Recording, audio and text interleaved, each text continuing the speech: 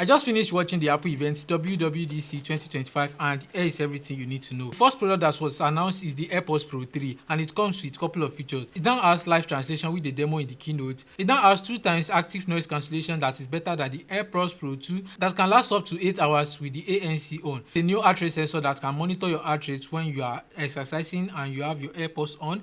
And Apple called this the best fitting AirPods ever. The next product is the Apple Watch Series 11, which is now the thinnest Apple Watch ever. And next we have the Apple Watch SE, which now has its own always on display. And lastly we have the Apple Watch Ultra, and 3 of these watches come with 2 noticeable features, which is possible hypertension, which means this watch will alert you if you notice any possible sign of hypertension, and the second one is sleep score. All it does is analyze your sleeping pattern and all the details you need to sleep better. And the next we have the iPhone 17. Big update, it now has 120 Hz refresh rate. Clap for Apple, clap for Apple. What the fuck?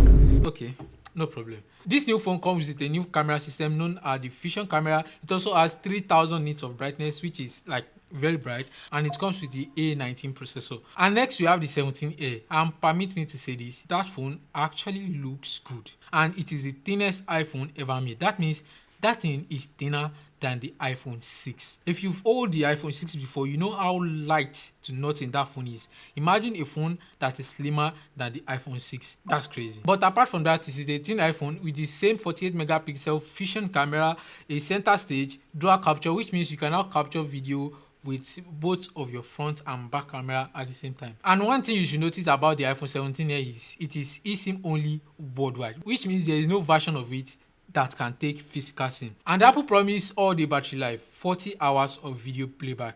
That is their promise. And to the big boys, the iPhone 17 and the 17 Pro comes in 3 amazing colors, but the noticeable one is the orange one. That color just seems... But they have a new cooling design, which is the vapor chamber, and the new design is actually reasonable with the unibody design, which means your back glass is not going to be cracking as much as before. There is actually less glass at the back, so it is more titanium and less glass. And the new glass for all the screen and the back glass, Apple is saying it is not actually glass, it is ceramic shield 2 actually, which means it is stronger obviously. And all the 3 cameras of the 17 Pro and the 17 Pro Max are all Fusion cameras that can shoot up to 4K 120 FPS in ProRes lock and something they now call ProRes RAW Gen lock. And you now have up to 8x optical zoom. That's around 200mm zoom range if you are familiar with that. And these phones are about 6.3 and 6.9 inches respectively for the Pro and the Pro Max. The normal 17 II is now slightly bigger, which is 6.3. So that is that for the Apple events